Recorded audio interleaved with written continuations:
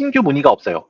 매출이 안 나왔어요. 앞으로 이 강의를 들은 대표님들은 절대 이런 질문을 또는 이런 표현을 쓰면 안 됩니다. 이건 잘못된 표현이에요. 왜 잘못된 표현인지 말씀드릴게요. 자, 매출의 구성 요소를 혹시 고민해 보신 적 있으세요? 매출의 구성 요소? 매출은 결국에는 객단가와 구매자 수로 이루어져 있어요. 이게 뭔지 아시죠? 즉, 매출은 객단가 10,000원짜리 상품을 10명의 구매자들이 구매를 하면은 실제로 10만 원이라는 매출이 발생을 합니다. 이게 매출의 본질이에요. 자, 근데 우리가 매출이 없어요라는 질문은 결국에는 결과에 대한 부분이잖아요. 근데 이 결과를 놓고 우리가 질문한다고 얻을 수 있는 게 아무것도 없어요. 우리가 해야 되는 질문은 우리 신규 구매자가 줄었나? 재등록 구매자가 늘었나? 재등록 구매자의 객단가는 얼마지? 신규 전환율은 얼마지? 라는 이런 실제 행동할 수 있는 지표를 두고 우리가 질문을 해야 돼요, 대표님. 자, 이거 조금 어려운 내용일 수 있어요. 다시 한번 반복할게요. 매출은 지금 화면에서 보시는 것 같이 객단가와 구매자 수로 나눠져 있어요. 객단가 사실 이미 정해져 있으니까 우리가 뭐 필라테스 센터 같은 경우에는 뭐 회당 2만 원, 2만 5천 원 뭐 이렇게 정해져 있어요. 근데 구매자 수 같은 경우에는 우리가 어떤 액션을 함에 따라서 바뀔 수 있어요. 어려워요. 계속 반복해서 말씀드릴게요. 구매자 수는 우리가 바꿀 수 있어요. 마케팅을 하면 신규가 늘어날 수도 있고요. 어떤 시즌에 따라서 신규가 줄어들 수도 있어요. 재등록 대상자가 이번 달에는 10명일 수도 있고 20명일 수도 있어요. 그래서 결국에 매출에 영향을 주는 지표는 두 가지예요. 단가와 구매자 수가 매출에 직접적인 영향을 줘요. 맞죠? 근데 여기서 어차피 단가는 정해져 있어요. 자, 그러면 정해져 있는 단가 말고 우리의 노력으로 바꿀 수 있는 게 구매자 수인 거예요. 그리고 그 구매자 수를 또 쪼개봤어요. 그러다 보니까 신규 구매자와 재등록 구매자가 나오는 거죠. 그러면은 우리가 신규 구매자를 늘려도 객단가는 그대로기 때문에 매출은 늘어나요. 재등록 구매자를 늘려도 객단가는 그대로기 때문에 매출은 늘어나요. 그러니까 매출이 없어요는 즉 신규 구매자가 부족한가, 재등록 구매자가 부족한가, 신규 전환율이 부족한가에 대해서 논의해야 되는 문제라는 거죠. 즉 신규 문의와 매출은 결과예요. 마케팅에 대한 결과고 구매자 수에 대한 결과인 거죠. 그렇기 때문에 우리는 결과에 질문하는 게 아니라 행동을 바꾸는 질문을 해야 돼요. 자, 신규 문의가 줄었네? 자, 어떤 유입 경로에서 유입이 줄었을까? 네이버 예약이 줄었을까? 네이버 톡톡이 줄었을까? 스마트콜이 줄었을까? 이런 부분에서 어떤 경로에서 유입이 줄었는지를 저희가 따져봐야 돼요. 그리고 이번 이벤트는 네이버 문의가 오히려 줄었네? 이벤트에 대한 피드백을 진행을 하는 거죠. 야, 우리 회수권 주는 건 안 먹히는 것 같아. 그래서 회수권 주는 건 하지 말자라는 의사결정을 앞으로 할 수도 있고요. 이번 이 문의는 네이버는 줄었는데 확실히 전단지 들고 오는 분들은 많다라는 인사이트를 얻을 수도 있어요. 그리고 1월에 재등록률이 70%밖에 안 나왔네. 이러면은 재등록 구매자에 영향을 주는 질문이죠. 그럼 우리 재등록률을 어떻게 하면 높일 수 있을까가 재등록 인원을 높이는 행동에 영향을 주는 질문인 거예요. 이거 혹시 이해가세요? 이거 이해가면 돼요. 그러니까 행동에 영향을 주는 질문을 해야 돼요. 단순히 신규 문의가 없네, 매출이 없네 이런 질문은 하실 필요가 없어요. 어떤 유입 경로에서 유입이 줄었을까? 이번에 네이버 문의가 줄었네? 재등록률이 70%밖에 안 나왔구나. 일반 전화에서는 연락이 많이 왔는데 실제로는 가격을 물어보는 전화고 방문 온 경우가 아예 없네. 그럼 이걸 방문하게 하려면 어떻게 해야 될까? 라는 행동으로 이어지는 질문을 우리가 해야 되는 거죠. 이해되시죠? 맞아요. 가격 문의에 대해서 대처를 어떻게 해야 될지 사실 되게 고민이 많이 돼요. 실제로 톡톡이나 일반 전화로 오는 분들의 90% 이상은 가격 문의예요. 그냥 한번 찔러보는 거죠. 사실 이럴 때는 우리가 저 같은 경우는 솔직하게 가격을 말씀드리되 우리를 이제 알 수 있는 블로그 글이나 뭐 대표님의 인스타그램 계정이나 우리가 조금 더 브랜딩 되어 있고 우리의 가치, 내가 이 센터를 운영하는 가치나 매력을 느낄 수 있는 자료들을 같이 보내라고 말씀을 드려요.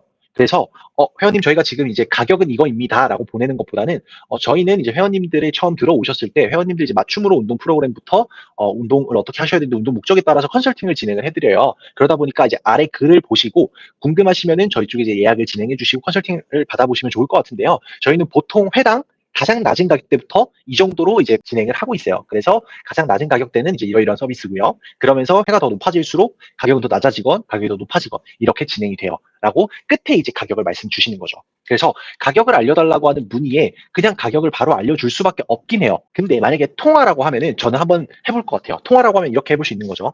네, 회원님 가격 말씀 주셨는데요. 저희가 회원님이 오셨을 때 먼저 회원님의 운동 목적과 현재 신체에 대한 부분을 먼저 분석을 하고요. 진단한 다음에 평가를 합니다. 그리고 나서 회원님 신체에 맞춤으로 저희가 운동 프로그램 안내해드리고 가격을 안내해드리고 있어요. 혹시 괜찮으시면은 언제쯤 방문해 주실 수 있으실까요? 라고 가격을 물어본 프레임을 바로 약속을 잡는 프레임으로 바꿔버리는 거예요. 이렇게 시도는 한번 해볼 수 있어요. 다만 이게 무조건적이진 않아요. 그러면서 괜찮은데 저 그냥 가격만 한번 확인하고 싶어서요 라고 말씀하시면 그때 가격을 알려줘도 돼요. 근데 우리가 거기에 뭔가 지레 겁먹고 바로 가격을 알려주기보다는 이런 식으로 한번 우리 센터의 철학이나 가치관을 전달한 다음에 이제 통화를 진행할 수도 있는 거죠. 그래서 톡톡으로 문의 왔을 때는 가격을 끝에 알려주고 블로그 글이나 인스타그램 같은 걸 공유해주면서 우리 센터에 대해서 먼저 알릴 수도 있고 좀 다른 느낌을 받을 수 있도록 소통을 해주시고요. 전화 같은 경우는 바로 가격을 말씀드리기보다는 실제로는 고객분들한테 먼저 우리 센터는 이렇게 이러이러한 정책을 통해서 회원님께 이런 식으로 가격을 안내드리고 있습니다. 혹시 언제 오실 수 있으세요? 라고 프레임을 바꿔버리는 상담을 진행해 보셔도 좋을 것 같아요. 자, 그 다음에 질문이 하나 더 들어왔어요. 인스타그램 꼭 몇천 명, 몇만 명이어야 하냐? 절대.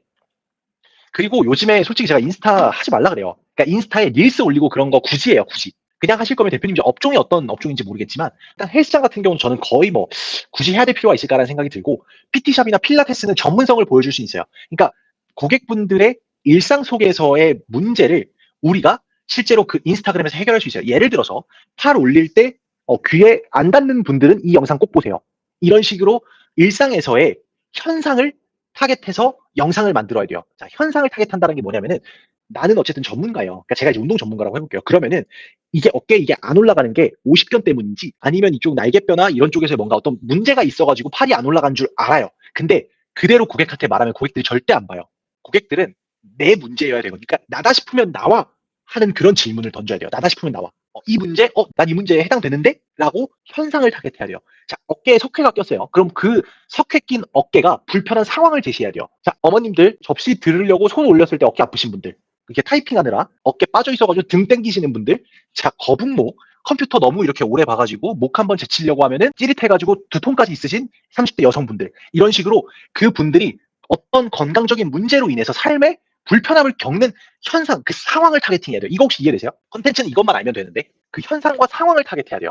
자, 관절염 있으신 분이 아니에요. 관절염 있으신 분이 아니라 의자에서 짚고 일어날 때 무릎 찌릿하신 분들, 계단 한 번에 못 올라가시는 분들, 지하철에서 엘리베이터 앞에 내리려고 항상 서시는 분들, 10분 이상 서서 설거지하면 허리가 아프신 분들, 이런 식으로 회원분들의 문제에서 그 문제가 발생할 때 이제 나타날 수 있는 현상을 타겟해야 돼요. 상황, 현상을 찝어줘야 돼요.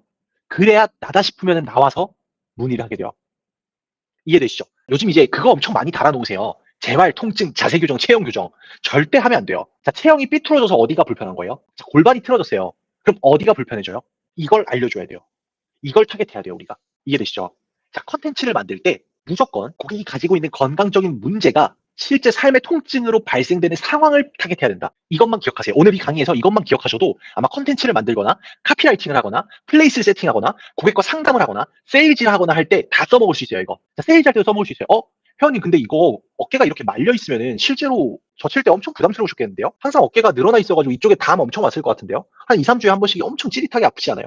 자, 그럼 맞아요. 저 그래요. 라는 공감대가 형성이 되면은 그때부터는 이 사람이 나한테 물건을 팔려고 하는 사람이 아니라 내 건강 문제를 해결해 주는 사람이 돼요. 그래서 컨텐츠, 뭐 카피라이팅, 뭐 어떤 이미지를 만들 때, 고객과 세일즈할 때, 멘트를 칠 때 고객이 가진 건강 문제가 삶의 통증이나 불편함으로 드러나는 상황을 짚어줘야 된다는 거.